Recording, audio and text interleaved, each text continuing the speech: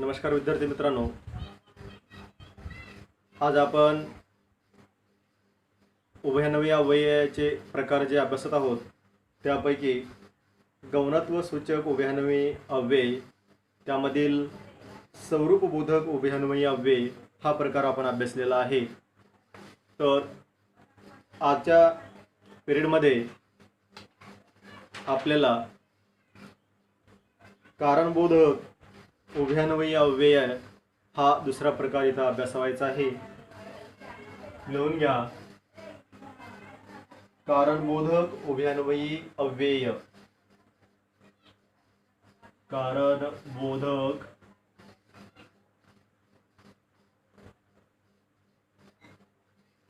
उभयन्वयी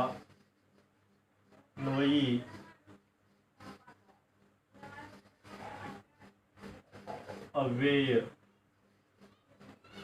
कारणबोधक उभयन्वयी अव्यय व्याख्या अगोदर लिहून घेऊ। पहिल्या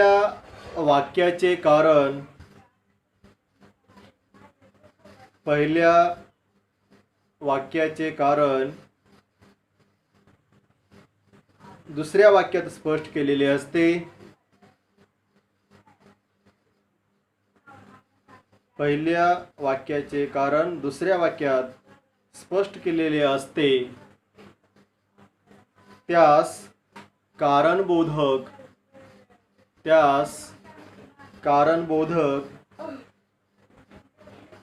उभयन्वयी अव्यय असे म्हणतात।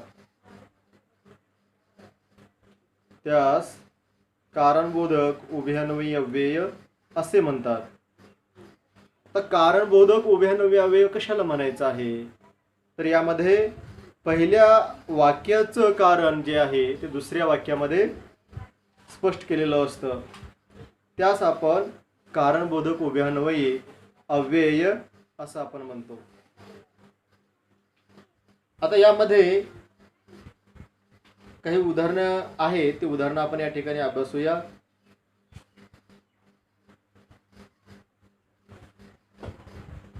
काही शब्द लिहून घेऊ।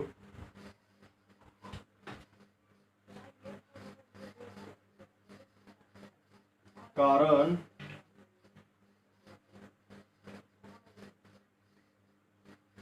की, का असे काही असणार हे शब्द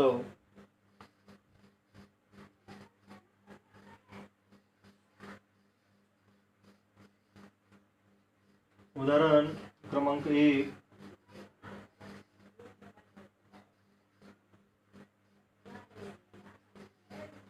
साहेब त्याला रागावले।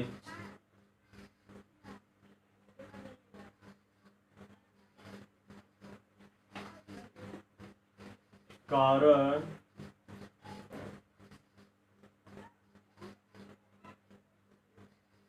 तो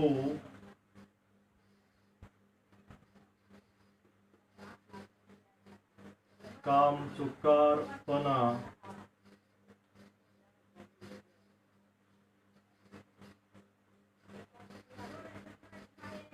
करत होता।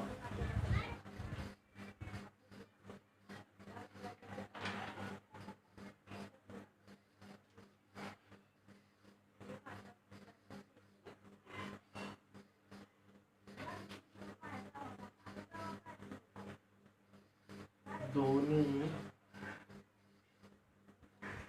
सामनावीर ठरला।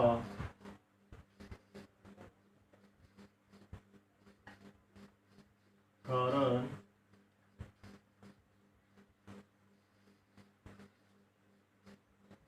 त्याने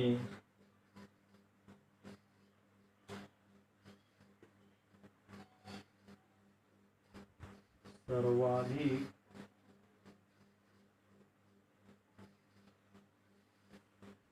धावा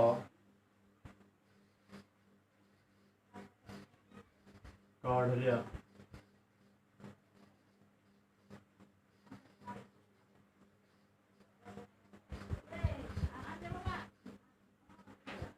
मला माझ्या आई वडिलांविषयी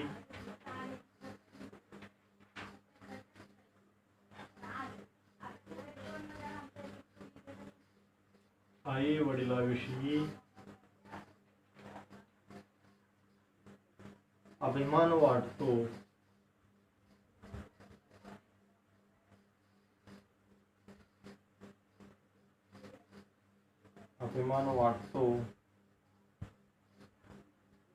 का की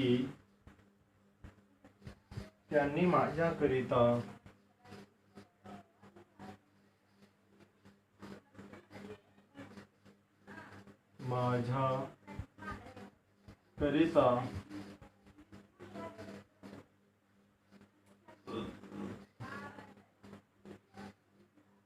खूप कष्ट सोसले आहेत.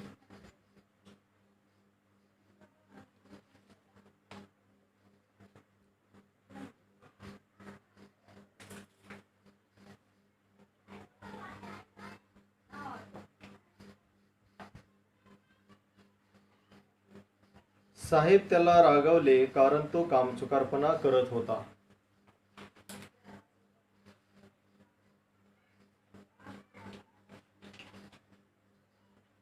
विद्यार्थी मित्रांनो, तिकडे लक्ष द्या. मराठी व्याकरणामधील असणारे उभयान्वयी अव्ययाच्या प्रकारापैकी कारणबोधक उभयान्वयी अव्यय जो आहे, यामध्ये कारण, का, की असे काही शब्द येतात. पहिल्या वाक्याचं कारण दुसऱ्या वाक्यामध्ये सांगितलेलं असतं, त्यास आपण कारणबोधक उभयान्वयी अव्यय असं म्हणतो. आता या वाक्यामध्ये बघा, साहेब त्याला रागावले कारण तो कामचुकारपणा करत होता. म्हणजे साहेब का रागावले याचं कारण दुसऱ्या वाक्यामध्ये सांगितलेलं आहे.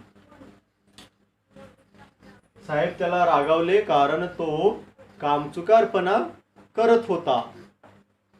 धोनी सामनावीर ठरला कारण त्याने सर्वाधिक धावा काढल्या. म्हणजे पहिल्या वाक्याचं कारण दुसऱ्या वाक्यामध्ये सांगितलेलं आहे. मला माझ्या आईवडिलांविषयी अभिमान वाटतो का की त्यांनी माझ्याकरिता खूप कष्ट सोसले आहेत.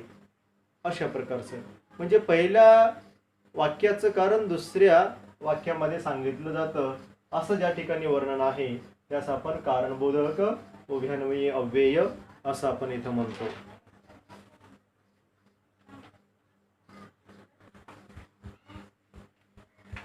तर आपण इथं उदाहरण आणि त्याचं व्याख्या आणि उदाहरण आपण इथं अभ्यासलो.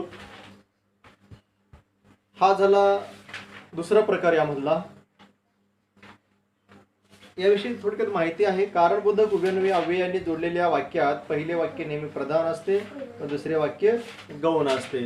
याही वाक्यामध्ये पहिलं वाक्य जे आहे ते प्रधान वाक्य असतं अर्थाच्या दृष्टीनं वगैरे, आणि दुसरं हे गौण असतं. आता यापैकी नंतर तिसरा जो काही प्रकार आहे तो प्रकार हे तिसरा या ठिकाणी आपल्याला अभ्यासावायचा आहे. आपल्याला या ठिकाणी तिसरा जो काही प्रकार आहे तोही या ठिकाणी अभ्यासूया.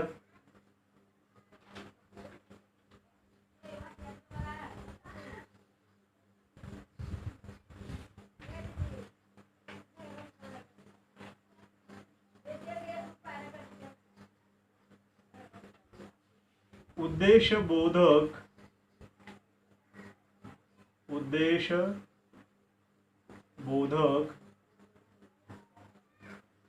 उभयान्वयी अव्यय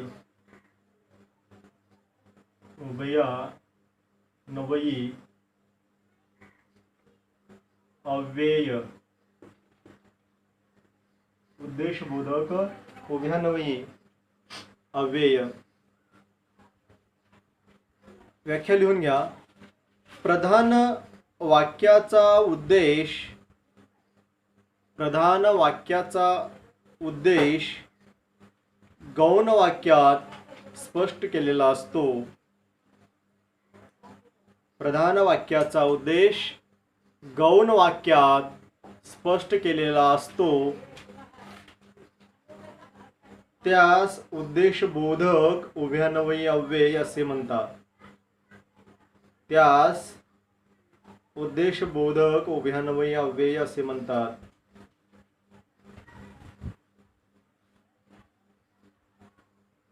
आता लक्ष द्या इकडं, उद्देशबोधक उभयान्वयी अव्यय कशाला म्हणायचं आहे, तर प्रधान वाक्याचा जो काही उद्देश आहे तो गौण वाक्यामध्ये स्पष्ट केलेला असतो.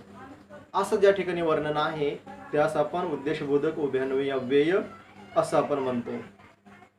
उदाहरणामध्ये 2-3 उदाहरण घेऊन आपण इथं पाहूया. नंबर 1,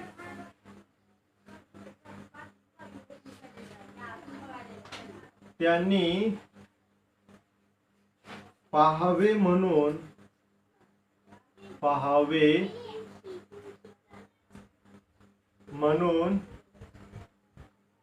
त्यांनी पाहावे म्हणून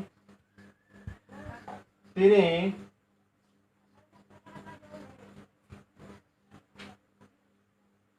नट्टापट्टा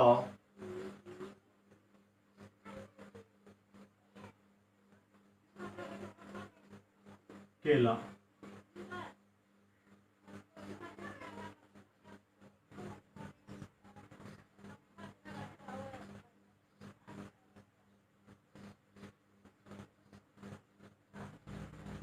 पहिला क्रमांक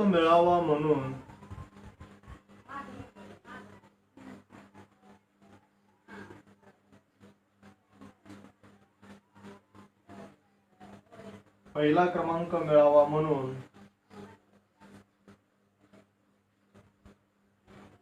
राधाने खूप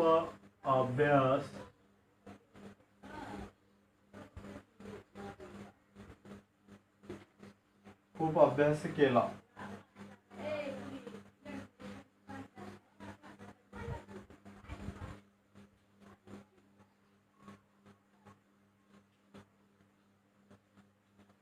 आता यामध्ये बघा, उद्देशबोधक उभयान्वयी अव्यय जे आहे तर प्रधान वाक्याचा उद्देश गौण वाक्यात स्पष्ट केलेला असतो. आणि प्रधान आता वाक्य यामध्ये उद्देशबोधक मध्ये पहिलं वाक्य हे गौण असतं आणि दुसरं वाक्य प्रधान असतं बहुतांशी.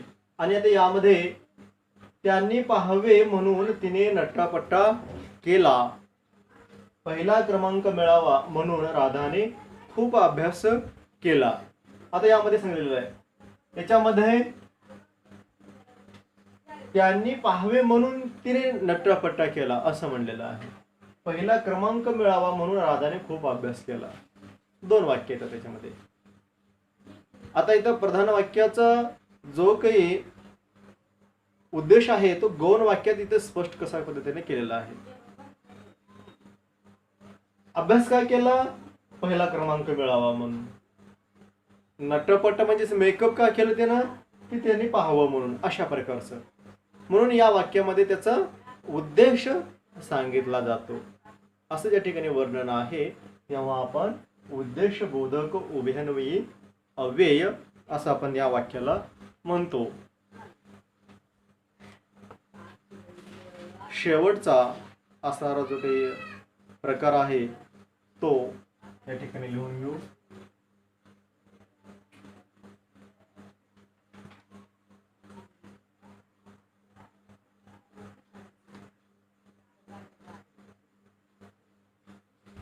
संकेत बोधक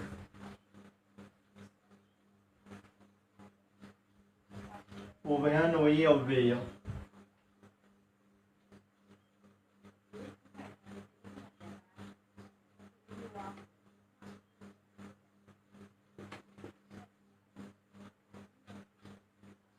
व्याख्या आहे, 2 वाक्यात कोणती तरी अट दर्शविलेली असते. 2 वाक्यात कोणती तरी अट दर्शविलेली असते व एक वाक्य दुसऱ्या वाक्यावर व एक वाक्य दुसऱ्या वाक्यावर अवलंबून असते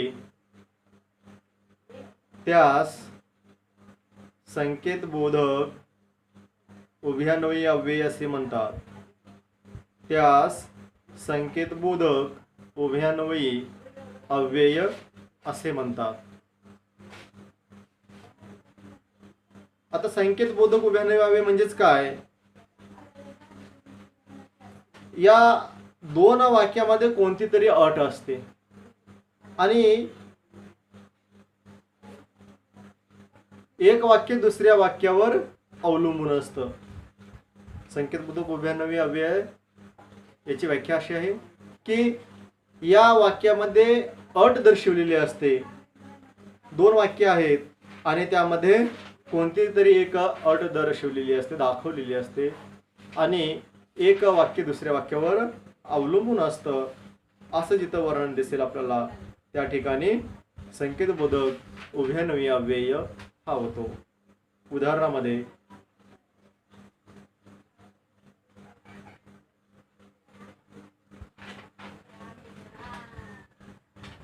जर पाऊस पडला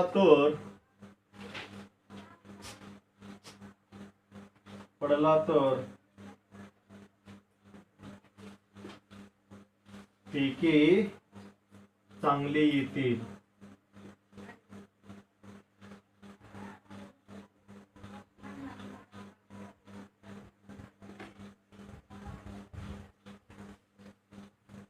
दुसरं उदाहरण घेऊया.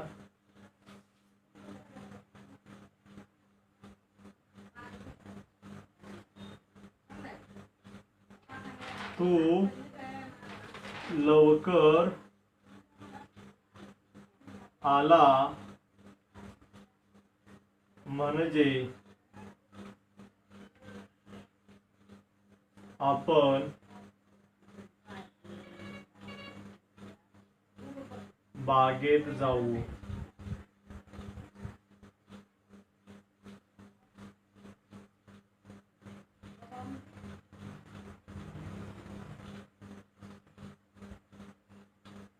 आता इकडे लक्ष द्या. संकेतबोधक उभयान्वयी अव्यय कशाला म्हणायचं?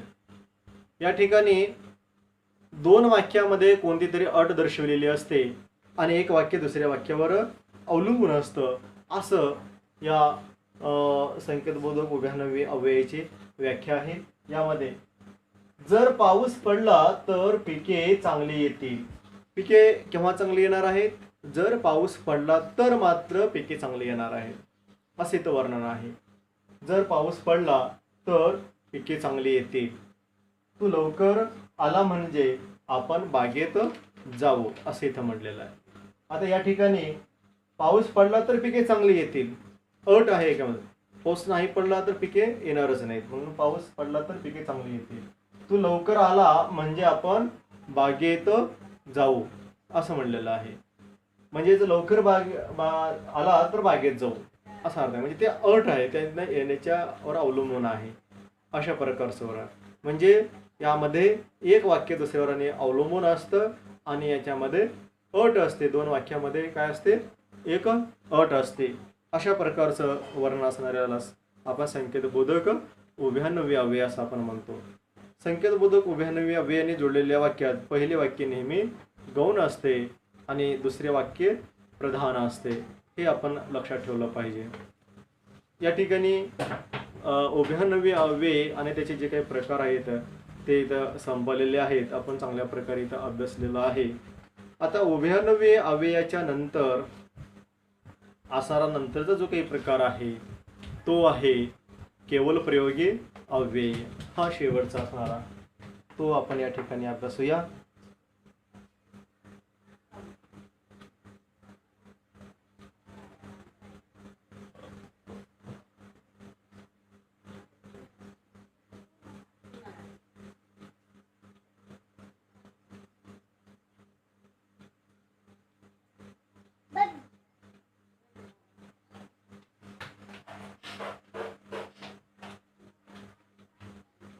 केवल प्रयोगी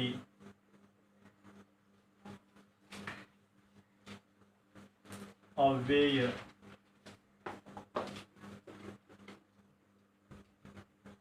केवल प्रयोगी अव्यय.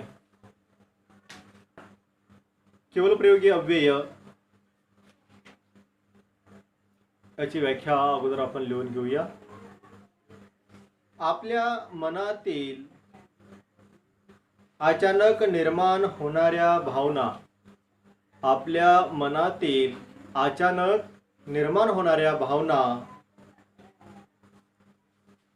ज्या शब्दाने व्यक्त करतात, ज्या शब्दाने व्यक्त करतात त्याला केवल प्रयोगी अव्यय किंवा उद्गारार्थी अव्यय असे म्हणतात. त्याला केवल प्रयोगी अव्यय किंवा उद्गारार्थी अव्यय असे म्हणतात. परत एकदा, आपल्या मनातील अचानक निर्माण होणाऱ्या भावना ज्या शब्दाने व्यक्त करतात त्याला केवल प्रयोगी अव्यय किंवा उद्गारार्थी अव्यय असे म्हणतात. आता केवल प्रयोगी अव्यय म्हणजे नेमकं काय, तर आपल्या मनातील अचानक निर्माण होणाऱ्या ज्या काही भावना आहेत त्या भावनांना आपण केवल प्रयोगी अव्यय किंवा उद्गारार्थी अव्यय असं आपण या ठिकाणी म्हणतो. यामध्ये काही उदाहरण आहे ते लिहून घेऊ आपण. उदाहरणामध्ये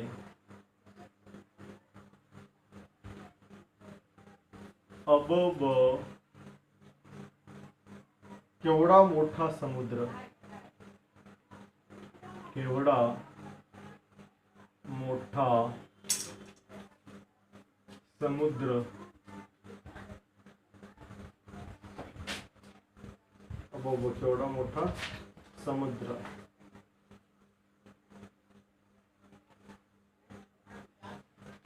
दुसरं आहे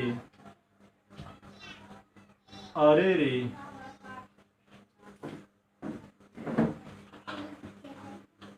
जे झाले ते चांगले नाही झाले.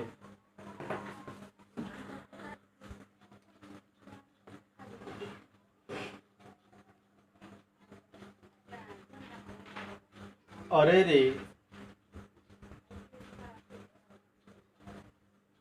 जे झाले ते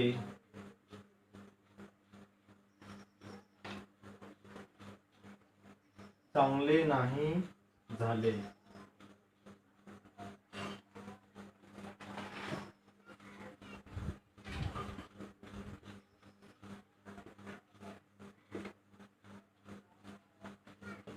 तिसरं आहे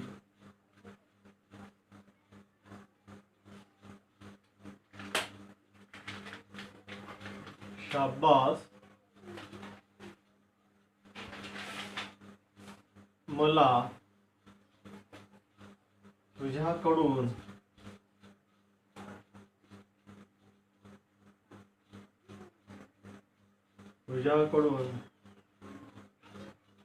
हीच अपेक्षा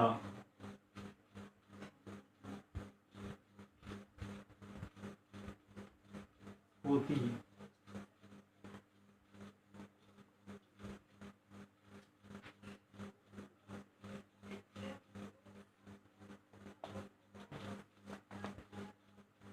आता या ठिकाणी केवल प्रयोगी अव्यय म्हणजेच त्याची व्याख्या आपण या ठिकाणी लिहून घेतलेलीच आहे, अभ्यासलेली आहे.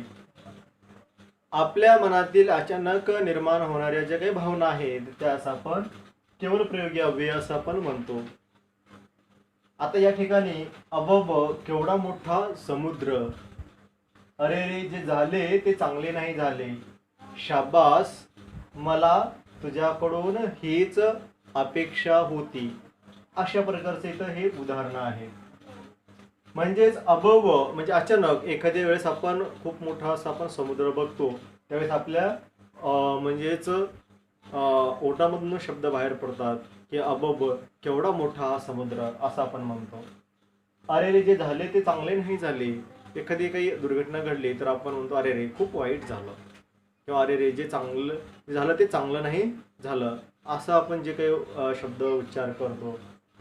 त्यानंतर शाबास, मला तुझ्याकडून हीच अपेक्षा होती, असं एक उदाहरण आहे.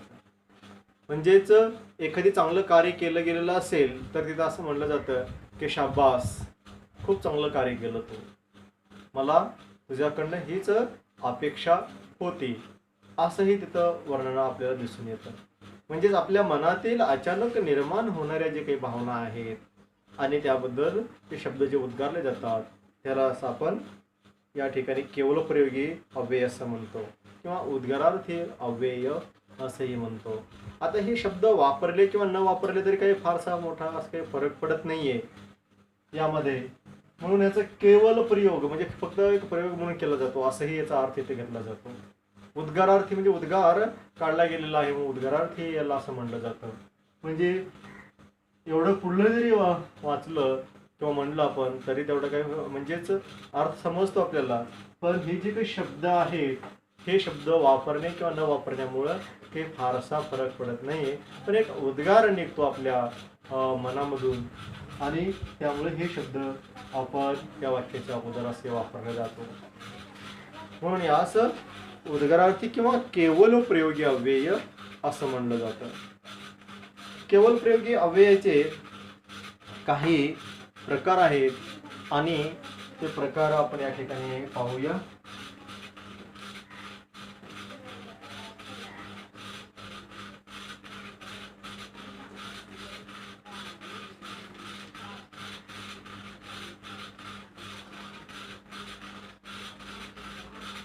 केवलप्रयोगी अव्ययाचे प्रकार.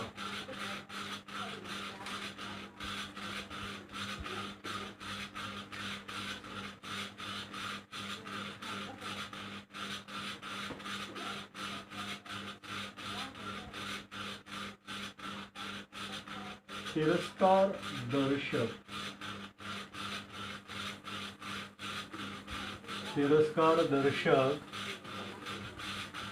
केवळ प्रयोगी अव्यय असे म्हटलं तरी चालेल. काही शब्द असणारे फूल,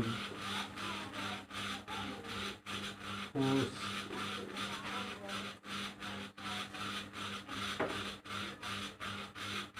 हात,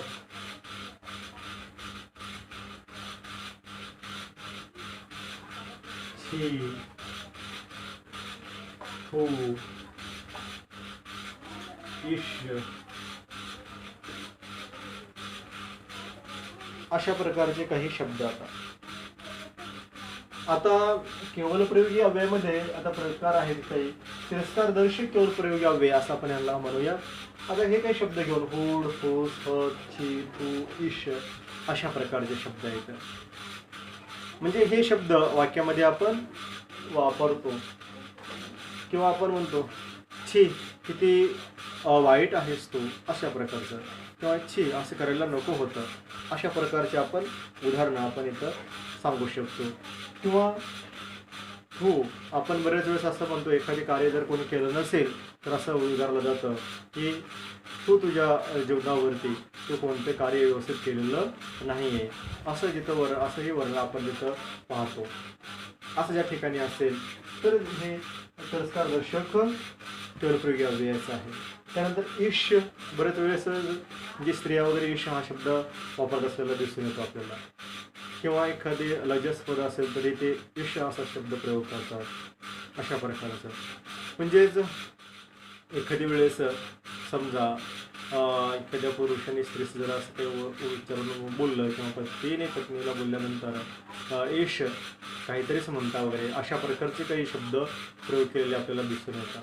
म्हणजेच असे जे काही आहेत ते आपल्या मनातील अचानक जे काही भावना निर्माण होतात आणि त्यानंतर हे शब्द प्रयोग केलेले दिसून येतात. बाकी सुद्धा हात, होड, फूस असे वेगवेगळ्या वाक्यामध्ये या शब्दांचा प्रयोग होत असतो. दुसरं आहे प्रशंसा दर्शक. प्रशंसा दर्शक केवलप्रयोगी अव्यय. याच्यामध्ये छान, शाबास, वा वा, शाबास, वा वा,